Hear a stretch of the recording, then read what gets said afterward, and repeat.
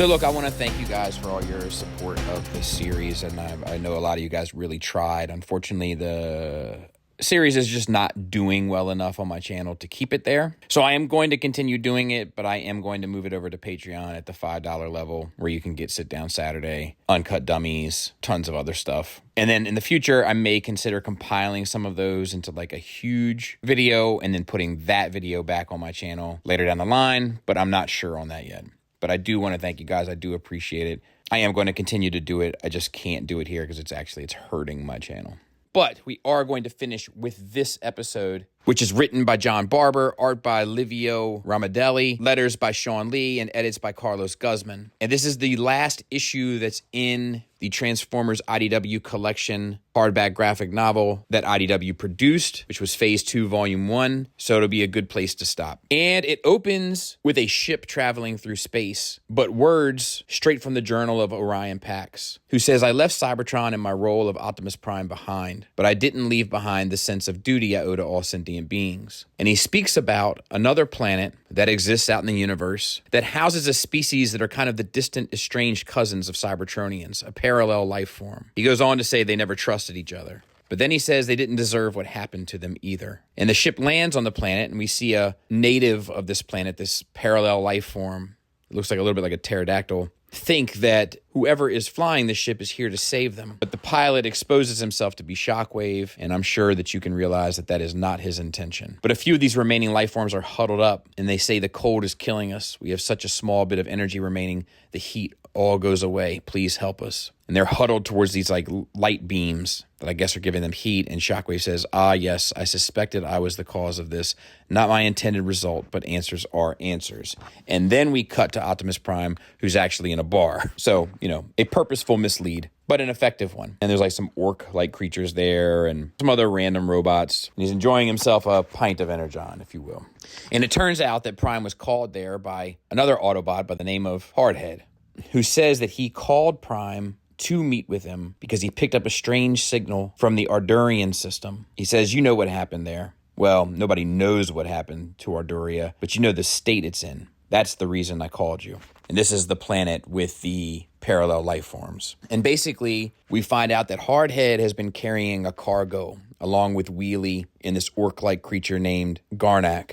And the cargo is described as the most dangerous Cybertronian alive, and turns out to be Giaxus, master scientist of Cybertron's golden age, who is screaming Optimus's name. And he rambles on in a bit of madness, saying things like, "Pax my creations tomorrow, Prime, through Genesis and Regenesis 13. Optimus, good to see you again. You're looking well." Hardhead says he hasn't calmed down like that for days. Prime says, "Set a course for Arduria and don't let Giaxus out of your sight for an instant." And they land on Arduria, and Prime and Hardhead go out to figure out what's going on. Wheelie stays behind to guard Giaxus, and Prime instantly recognizes Shockwave's handiwork. He describes Shockwave as Giaxus's greatest student. He says that we've wound up here with Giaxus in tow. It can't be a coincidence. And in a moment, they suddenly feel colder and realize that there's a giant frozen Decepticon tower with Monstructor behind it, who Prime calls Giaxus' original attempt to create a combiner to force multiple bodies, multiple sparks into a single entity. And suddenly, Monstructor breaks free of his icy tomb, as it were, and Prime says, "We've been played. Last time Monstructor was on the leash of the Decepticons it was working with." And then Prime panics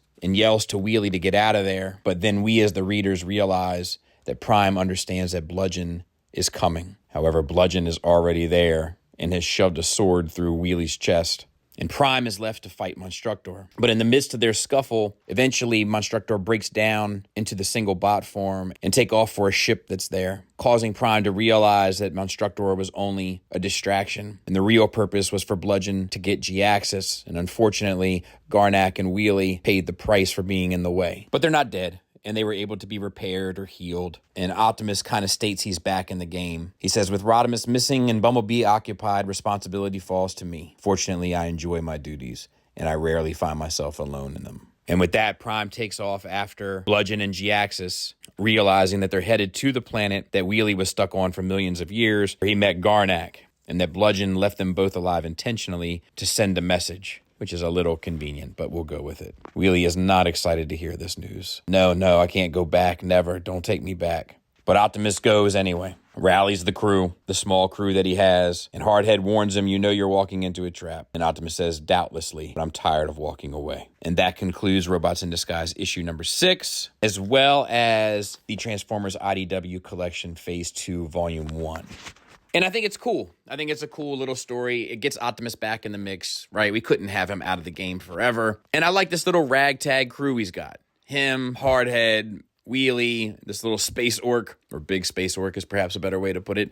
But it has the makings of like a ragtag crew. You know, it has Star Wars vibes in that regard. And I like a small, little, intimate crew going on a mission that seems bigger than them. You know, very like Guardians of the Galaxy, Star Warsy, like I said. But on top of that, they're headed towards interesting villains, right? Villains that we kind of know. They're on the fringe of G1 for the most part. We all kind of dig them, but want to be attached to them a little bit more. And it's just a great crew to put up against them. G-Axis, Bludgeon, Monstructor, and then tying it kind of close to our G1 hearts, Shockwave at the core of it, right? And adds a little bit of lore both to Wheelie, who was in a previous issue before Phase 2, where you kind of realize why he rhymes and stuff, but also some of the stuff that, you know, Shockwave's been up to. So it kind of reaches out into its own mythology a bit and begins to make, you know, mountains out of molehills, if you will, you know, indulges or extrapolates small things that have happened to make them seem bigger. Jeff Johns was great at this with Green Lantern, his Green Lantern run, but it always makes the material seem more worthwhile and more interesting. I love the art in this. People kind of are hot and cold on Livia's art.